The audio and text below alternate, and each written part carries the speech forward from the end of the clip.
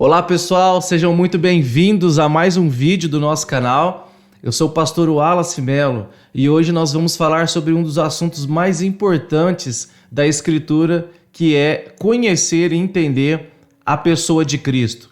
Cristologia ou a doutrina de Cristo, né? Você conhece a respeito disso? Você sabe por que Jesus precisou vir ao mundo? Por que ele precisou morrer? Por que ele se fez homem? Jesus era de fato Deus homem ou ele era apenas Deus? Ou ele era apenas um homem ou um ser evoluído, um pouquinho melhor que os anjos? Você sabe responder essas perguntas? Se você não sabe, fica com a gente, que nós temos um bom estudo pela frente e coisas que de fato vão edificar o seu coração. Você que não é inscrito ainda no nosso canal, por favor, não deixe de se inscrever. Nós estamos postando vídeos aí, pelo menos 2 vídeos por semana, para trazer uma mensagem da palavra de Deus, um estudo que vai edificar a sua vida, que vai trazer, enriquecer o seu conhecimento bíblico. Então, não deixe de curtir as nossas publicações, de compartilhar com seus amigos e de assistir-nos, né, de se inscrever no nosso canal. Ative aí o sino de notificação para você receber todas as nossas novidades e todos os estudos que nós temos postado aqui. Vamos lá? Eu vou compartilhar a minha tela aqui com vocês para a gente poder iniciar já esse nosso estudo sobre a pessoa de Cristo, né? Nós vamos ler bastante textos bíblicos, muitas referências bíblicas, porque é extremamente importante nós compreendermos essa doutrina da pessoa de Cristo. Não há cristianismo sem isso. Você não pode ser considerado um cristão se você não crê que Jesus é Deus homem, que ele veio em carne, né? A encarnação de Cristo. Se você não crê na encarnação de Cristo, se você não crê que ele é um ser tanto humano como divino, não é? Você está fora de uma das principais doutrinas cristãs. Então, é por isso que é extremamente importante, é extremamente necessário você compreender a base, né? E toda essa doutrina aqui, que, se eu não me engano, eu vou dividir em 2 partes, né? Porque o assunto é muito grande, né? Eu acho que o estudo aí vai dar basicamente 2 partes. Eu só fiz a primeira por enquanto, e aí pra gente não perder, pra gente não ficar, o vídeo ficar muito extenso, né? E a gente perder tempo aqui, eu resolvi dividir esse estudo em 2 partes. Nós vamos falar até sobre a questão da impecabilidade de Cristo. Então vamos lá, pessoa de Cristo. Como Jesus pode ser plenamente Deus e plenamente homem e ainda assim uma pessoa? Vamos tentar responder essa pergunta aí ao longo do nosso estudo aqui de hoje. Bom, uma base bíblica, primeiramente, né, para deixar bem claro que essa é uma doutrina bíblica. Cristo foi plenamente Deus e plenamente homem em uma só pessoa e assim será para sempre.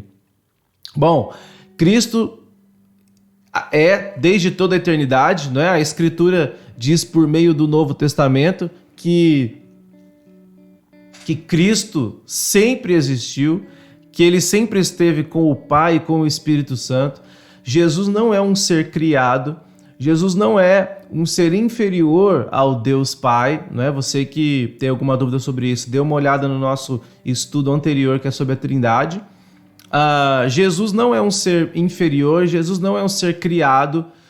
Quando a Bíblia diz que ele é filho e que ele foi gerado do Pai, não está dizendo que ele é um ser criado, né, no sentido de que ele passou a existir num dado momento. Não, Cristo é plenamente Deus, totalmente Deus. Colossenses diz que em Cristo habita corporalmente toda a plenitude da divindade. Então Cristo não tem uma porção de Deus, Cristo não tem parte de Deus, Cristo é plenamente Deus e também plenamente homem. Ele se fez homem, né? Ele mudou, alterou aí a sua forma, ele se tornou homem e habitou entre nós. E ele será um homem para todos sempre. Jesus, nesse exato momento, tem carne, ossos, veias, cabelo, olhos, está vestido, come, bebe. Da mesma maneira que ele veio ao mundo, da mesma maneira que ele ressuscitou num corpo, ele permanece num corpo agora e permanecerá para todo sempre. Paulo fala também que Cristo é a imagem do Deus invisível. Então, como nós contemplaremos a Deus? Por meio da face de Cristo, né? Foi Filipe que disse: Senhor, mostra-nos o Pai. O que Jesus disse? Eu estou há tanto tempo convosco e vocês ainda pedem para que eu mostre o Pai? Por quê? Porque Cristo é a imagem do Deus invisível. Ele é homem, plenamente Deus e plenamente homem. Isso não está em discussão na fé cristã. Isso não pode caber aqui uma dupla interpretação ou uma distorção a respeito disso. Você que é cristão, né, que é protestante, que pertence a uma igreja, seja pentecostal ou reformada, você não pode negar isso, porque se você negar isso, você está negando uma das doutrinas mais caras e mais centrais da fé cristã. Você não pode negar que Cristo é tanto Deus como homem numa só pessoa. A humanidade de Cristo, né, a primeira coisa que nós devemos observar aqui e que nós vamos traçar é a sua humanidade, né? Depois nós vamos tratar a respeito de alguns outros aspectos da sua humanidade e depois da sua divindade. Primeiro, uma coisa que nós devemos considerar, que também é inegável para aquele que confessa o protestantismo histórico, né, é o nascimento virginal de Cristo. Jesus foi concebido por uma obra miraculosa do Espírito. Então nós temos essas referências, Mateus 1,18, Mateus 1,20, não é? Vamos ler aqui pelo menos um texto para a gente ter uma base disso, que Cristo nasceu, né, de maneira virginal, sem o auxílio de homem, como Deus disse lá em Gênesis, não é? Que da semente da mulher nasceria um que esmagaria a cabeça da serpente. Não é da semente do homem, é da semente da mulher, né? Seria gerado no ventre de Maria algo que é fruto do Espírito Santo e não de uma ação natural do homem por meio da relação sexual. Mateus 1,18, ora, o nascimento de Jesus foi assim: estando Maria, sua mãe, desposada com José, sem que tivesse antes coabitado, achou-se grávida pelo Espírito Santo. Então, todas as menções que nós temos nos evangelhos sobre o nascimento de Jesus e sobre a maneira pela qual Cristo foi gerado no ventre de Maria, sempre fica bem claro que isso foi um ato miraculoso de Deus, que isso foi por meio de uma intervenção divina.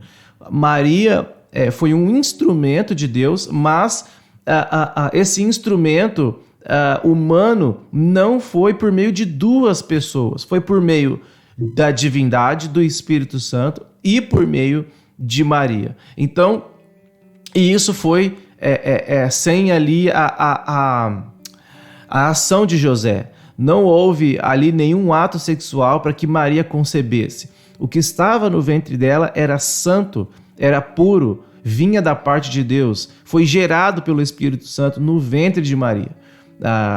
E isso mostra a humanidade de Cristo, que Cristo veio, embora miraculosamente pelo Espírito Santo, mas foi gerado num ventre humano, né? No ventre de Maria. Então, a parte humana de Cristo evidencia isso, esse nascimento virginal, que é tanto miraculoso como natural. Miraculoso porque veio de um ventre em que nunca teve relação sexual. Jesus não nasceu de maneira natural como todos os outros bebês nascem.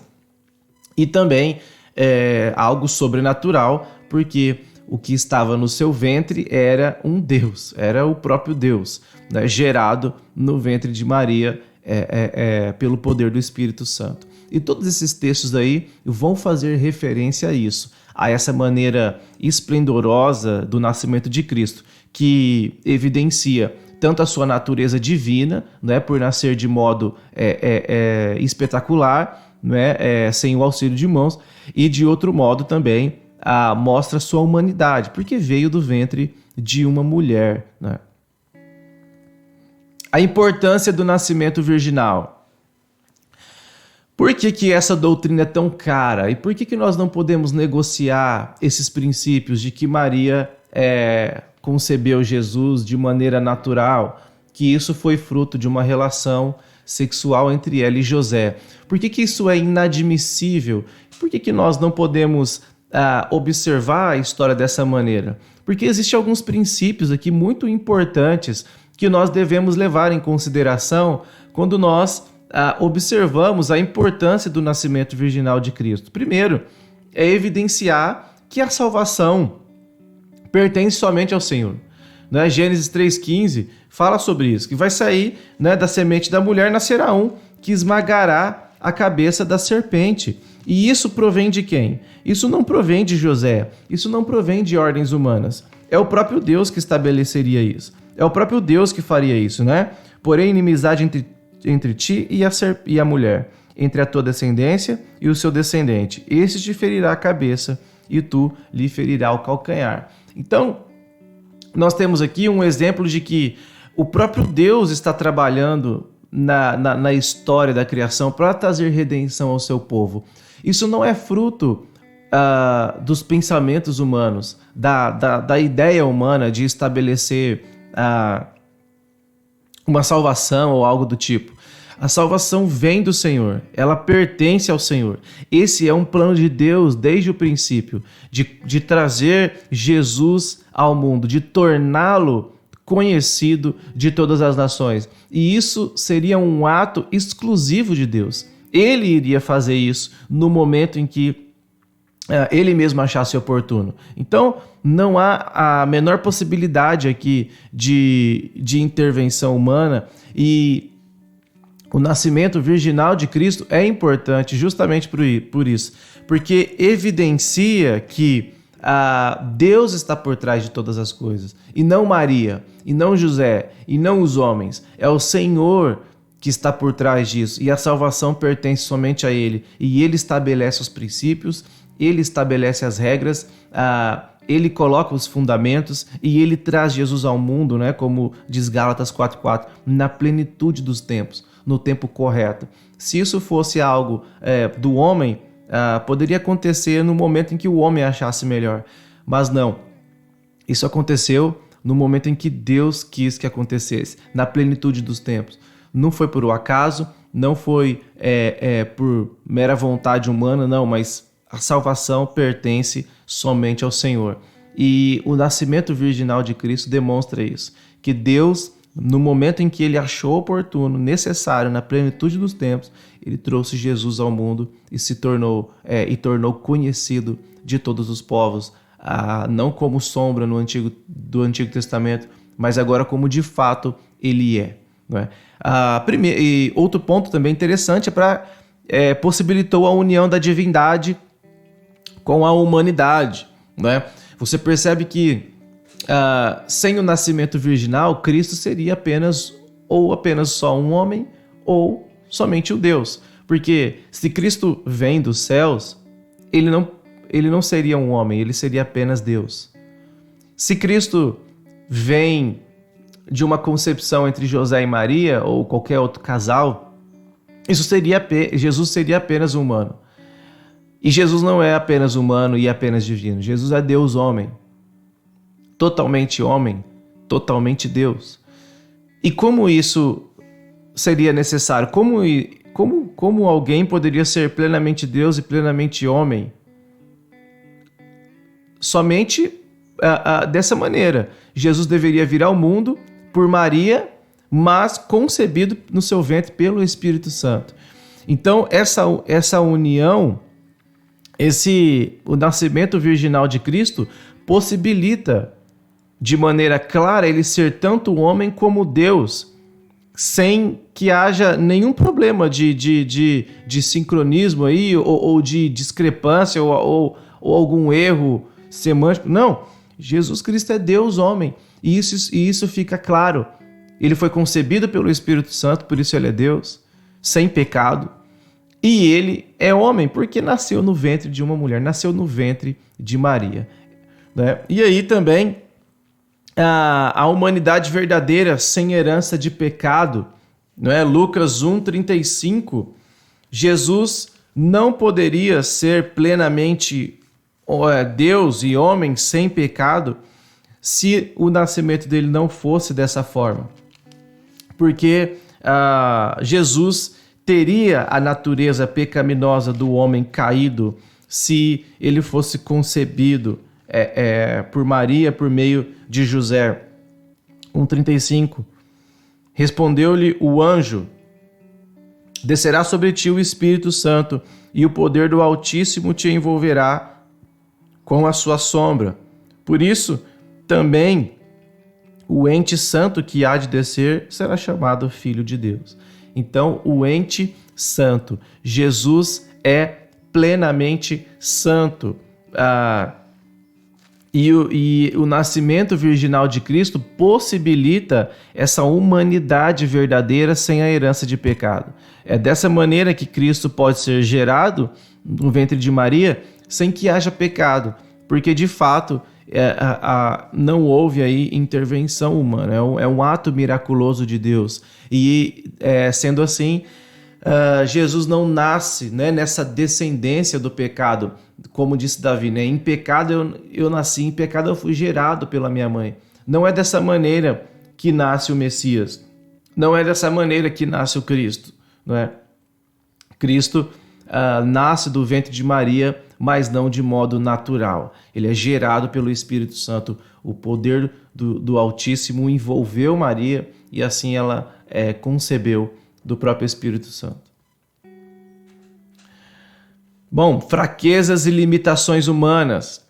Nós estamos evidenciando aqui primeiramente a humanidade de Cristo, né? Então, nós devemos deixar bem claro aqui como a Bíblia apresenta que Cristo era de fato plenamente humano. E um desses relatos é que Jesus possuía um corpo humano. Isso ficou claro para evidenciar a sua humanidade. Jesus não era um espírito, Jesus não era um ser evoluído, né? Jesus não era, sei lá, uma espécie de holograma na frente dos discípulos ou na frente das pessoas, não. Jesus era plenamente homem. E como homem, a Bíblia mostra vários detalhes que evidenciam o seu nascimento, a sua humanidade. Uma delas é que ele nasceu, né? A Bíblia faz questão de mostrar que Maria ficou grávida, que a sua barriga cresceu, que eles precisaram ir para outros lugares, não é? Que eles foram para uma manjedoura e ali Maria deu à luz. E aí vieram os magos e o adoraram e viram o bebê, né? Viram aquele nenenzinho, ele nasceu. Jesus, num certo sentido, passou a existir no tempo. Na eternidade, Cristo é desde todo sempre. Desde todo sempre, Cristo existiu. Não é até difícil expressar isso, porque existiu é algo que passou a existir, né? Não existia antes, agora existiu. Cristo nunca existiu nesse sentido. Deus não é? Sempre foi e sempre será. Então, Jesus nasceu, não é? Passou pela infância e maturidade. Se você observar o Evangelho de Lucas, fala um pouco sobre a infância de Jesus. Nada muito detalhado, mas já é extremamente expressivo para relatar aí que Jesus, de fato, foi uma criança, foi um ser humano, e ele passou pela sua infância, e aí passou também a sua adolescência. O texto de Lucas diz que ele crescia, o menino crescia em sabedoria humana e estatura, né? Ele crescia, se desenvolvia fisicamente. Seus 10, 11, 12, 13 anos, ele crescia, se desenvolvia, passava da infância para a adolescência e depois para a juventude, né? E como uma criança normal, como um ser humano normal, como eu e você. Jesus ficava cansado. A Bíblia deixa isso bem claro. E esse relato é importante porque tem a ideia de mostrar a humanidade de Cristo, né? O texto de João diz que Jesus se sentou, né, ali, João 4, né, à beira do poço, Porque estava cansado, porque estava com sede, não é? Porque estava cansado da caminhada. Então, isso evidencia a natureza humana de Cristo. Ele não era totalmente divino ao ponto de não se cansar, ao ponto do seu corpo não precisar parar, de precisar de um descanso. Jesus precisava de um descanso. Jesus precisava parar. Jesus precisava de um ambiente de descanso, não é? Para que o seu corpo repousasse, para que ele tivesse um momento aí de descanso, né? de parar, para poder retomar suas energias, mostrando o quê? Que ele era um homem, né? Que ele era um homem. Teve fome. Se você observar ali nas passagens que falam sobre a tentação de Jesus, e diz que depois que Jesus jejuou 40 dias, ele teve o quê? Teve fome. E fome é algo natural dos homens, né? E Jesus teve fome. Se enfraquecia, né? E por fim, né, o maior exemplo da humanidade de Cristo foi a sua morte. Então, Jesus morreu. É um paradoxo, é uma coisa que a gente não consegue compreender totalmente, como que um Deus pode morrer, não é? A gente não pode cometer aqueles erros heréticos de que na cruz saiu o Deus e ficou só o homem. Não, a Escritura não diz isso. Deus é plenamente Deus-homem para todo sempre, né? Desde que Cristo veio ao mundo, ele é Deus-homem, e a sua divindade nunca o deixou, e nem a sua humanidade nunca o deixou para ele fazer milagres, né? A sua humanidade não deixou o seu corpo para ele fazer milagres, e também a sua divindade não o deixou para que ele morresse. Cristo foi plenamente Deus-homem do dia que ele nasceu até a sua ascensão aos céus, como é desde agora também. Embora nós não compreendamos isso totalmente e exaustivamente, isso de fato aconteceu e é assim que nós devemos crer. Depois, ressuscitou também num corpo. Jesus não ressuscitou em espírito, né? Jesus, como diz Paulo, é as primícias dos que dormem. Então, Jesus ressuscitou num corpo glorioso, num corpo infinitamente superior e melhor ao nosso, mas ele ressuscitou num corpo, tá? Não devemos negar a corporicidade de Cristo aí posterior à sua ressurreição. Jesus possuía uma mente humana, não é? Lucas 2, né, 52, ele crescia em sabedoria. É interessante que essa expressão aí, crescer em sabedoria, mostra que Cristo, num determinado momento, conhecia menos do que ele conheceu depois. Então, quando Jesus tinha 10 anos, ele conhecia mais coisas do que ele conhecia quando ele tinha 8. Né? E quando ele tinha 20, ele conhecia mais coisas do que ele conhecia do que quando ele tinha 12, 13. Isso significa que ele crescia em conhecimento, ele passava a conhecer coisas. Tinha coisas que ele não sabia, e aí ele aprendia, e aí ele ia crescendo em sabedoria. Que interessante, sabedoria tanto da palavra de Deus, como sabedoria das coisas comuns do dia a dia, né? Jesus aprendeu a profissão do seu pai, aprendeu a carpintaria, ele aprendeu, ele não veio do céu pronto, sabendo todas as coisas. Cristo foi crescendo em sabedoria, é isso que a Escritura nos diz, evidenciando aí a sua plena humanidade. Processo que fazia parte da sua humanidade. Esse crescer, não é? Esse texto de Hebreus é importante nós destacarmos aqui, que fala que Cristo aprendeu por meio das coisas que sofreu, não é? Hebreus 5, verso 8. Embora sendo filho, aprendeu a obediência pelas coisas que sofreu. Não é? Embora sendo filho, aprendeu a obediência pelas coisas que sofreu. Então, Jesus passou por todos esses aprendizados, né, na sua vida. Passou a aprender, a entender, a compreender coisas. Né? Isso evidencia e deixa claro a humanidade de Cristo, né, para que não nos deixe dúvidas de que Cristo não era apenas um ser evoluído e não era apenas homem. Ele não era apenas Deus, mas era homem também. Sobre o retorno do Messias. Se você ler esse texto em Marcos 13:42, você percebe Jesus dizendo que não sabe o dia da sua vinda, que só o Pai sabe, nem os anjos do céu, nem o Filho sabe o dia da sua vinda. Isso não pode ser mentira, porque mentira é pecado, Jesus não tem pecado.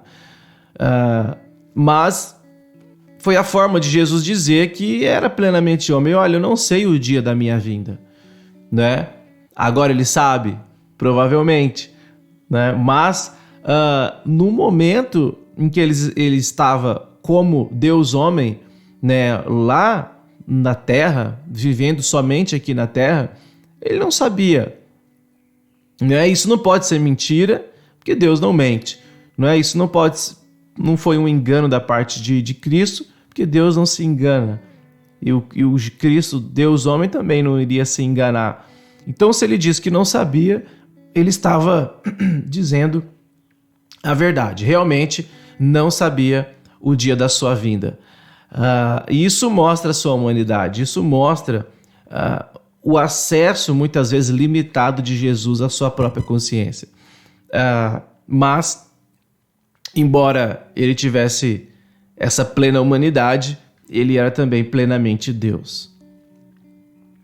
Jesus possuía alma e emoções humanas, não é? Há alguns textos aí que mostram Jesus como alguém, como um homem de fato, né? E não apenas um ser evoluído, um fantasma ou algo do tipo. 12:27 de João. Agora está angustiada a minha alma. E que direi eu? Pai, salva-me desta hora? Mas precisamente com este propósito vim para esta hora. Então, esse texto, como todos esses outros que eu coloquei aí, evidenciam a humanidade de Cristo no sentido mais pleno da humanidade, que são as suas emoções. Jesus não era alguém que não se entristecia, que não chorava, que não sentia fraquezas emocionais. Nesse sentido. Então, Jesus estava angustiado até a morte. A minha alma está angustiada. Eu estou triste. Estou sofrendo. Né? Por quê? Porque tem chegado a minha hora. Está próximo a minha crucificação. E isso fazia com que Jesus fosse levado a um estado de espírito angustiante. Jesus ficava entristecido, nervoso. Não é? Todas essas coisas, obviamente, sem pecado. Não é como nós que já pecamos contra Deus, já blasfemamos. Jesus fez isso de maneira santa, né? Mas isso evidencia a sua humanidade. Essas emoções humanas, não é? Quando ele vai até Lázaro, se entristeceu, chorou, tinha emoções. Ele era um ser humano pleno, ele era um homem pleno, né? Não era um robô, não era uma ficção, não era uma mentira. Jesus sentiu no seu espírito as dores, a tristeza, a solidão, o desamparo. Jesus sentiu todas essas coisas, essas emoções. Isso faz parte da humanidade. E se faz parte da humanidade e Jesus é plenamente homem, ele também sentiu todas essas coisas, né? Jesus foi considerado apenas humano. Esse texto é interessante porque Jesus era tão plenamente homem que por muitos ele foi considerado apenas humano. Mateus 13, o verso 53, diz assim: tendo Jesus proferido essas parábolas, retirou-se, né, até o 58, O verso 57, mais precisamente, né? E escandalizavam-se nele. Jesus, porém, lhes disse: não há profeta sem honra, senão na sua terra. Não é? Aqui o verso 55. Não é esse o filho do carpinteiro? Não se chama sua mãe Maria e os seus irmãos Tiago, José, Simão e Judas? Não vivem entre nós todas as suas irmãs? De onde lhe vem, pois, tudo isso? Né? E escandalizavam-se nele. Você observa que Jesus fazendo ali, pregando, né? Anunciando a palavra, fazendo milagres, e as pessoas olhavam para ele e falavam: nossa, mas esse daí não é o filho de Maria? Não é aquele menino que a gente via correndo aqui? Não é? Suas irmãs não estão entre nós? Por que ele está dizendo essas coisas? Por que ele está dizendo que é o Filho de Deus? Por que ele está dizendo que é o Messias? Como ele pode fazer milagres se ele é um homem tão comum? Se ele é alguém tão conhecido, que está entre nós, que todos nós sabemos quem é?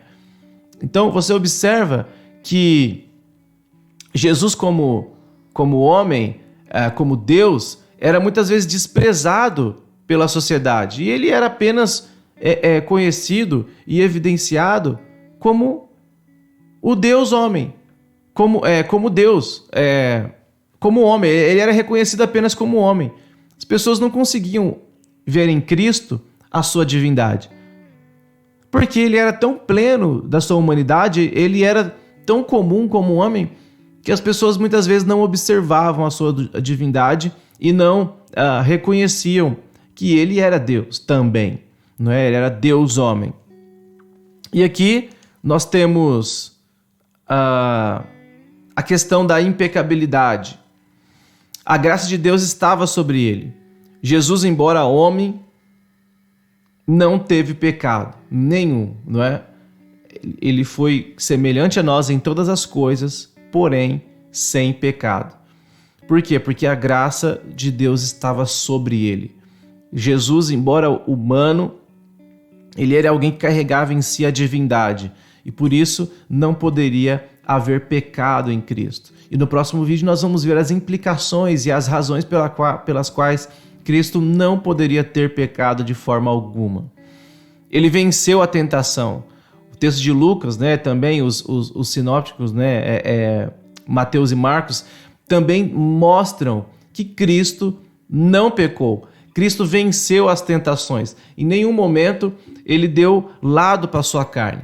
Ele resistiu ao pecado fortemente e foi vitorioso naquilo que o primeiro Adão não foi. Quem o convence de pecado? Esse texto de João 8:46, né, Jesus mesmo diz: quem dentre vós me convence de pecado? Ou seja, quem dentre vós pode dizer para mim que eu tenho pecado? Vocês conseguem convencer de que eu tenho alguma falha, de que eu tenho algum pecado, de que eu tenho alguma desobediência contra o Pai, de que eu cometi alguma atrocidade, de que em algum momento eu desobedeci a lei? Vocês podem me convencer de que eu sou um ser pecaminoso? E aí ninguém respondeu, porque Jesus de fato era semelhante a Deus, sem pecado, plenamente Deus, plenamente homem. Luz do mundo. Quando Jesus fala isso em João 8:12, ele está evidenciando a sua pureza moral. Ele é a luz, ele é o caminho, nele não há trevas. Ele é um ser sem pecado, nunca pecou, embora num corpo humano, embora com limitações, embora com fraquezas, mas Cristo foi plenamente humano e nunca pecou, tá? Aqui na terra, e nunca pecará, jamais, para todo sempre. O Senhor Jesus é plenamente Deus, plenamente homem, incapaz de pecar, porque escolheu o caminho da obediência, escolheu obedecer ao Pai em todas as coisas, escolheu ser amparado por Deus, escolheu colocar na presença de Deus a sua esperança, as suas expectativas, e não pecou. Por isso, ele é poderoso para nos salvar e para nos libertar. Se Cristo tivesse pecado, não teria possibilidade de nós sermos redimidos pelo seu puro e precioso sangue. Então, a impecabilidade de Jesus é uma realidade que nós não podemos negar de forma alguma. Porque se Cristo pecou, todos nós estamos perdidos para todo sempre, né? Mas se ele se tornou puro e santo em todo o seu ministério aqui na terra, ele é o único digno de nos alcançar com a sua salvação gloriosa. Então, nós vamos parar por aqui, né? No próximo vídeo nós vamos continuar ainda com esse estudo a respeito da humanidade de Cristo, né? Nós vamos falar da impossibilidade de Cristo como um pecador de maneira mais expansiva, né? Mais exaustiva, e eu espero que você tenha gostado. Compartilhe esse vídeo aí com os seus amigos, né? Se você tem dúvida, deixe aí nos comentários, ou me procura lá no Instagram, né? O Wallace Melo, e aí a gente pode conversar e tirar suas dúvidas aí. Se eu puder responder, eu com certeza vou ajudar. Até a próxima, então, se Deus quiser. Obrigado e até lá. Valeu!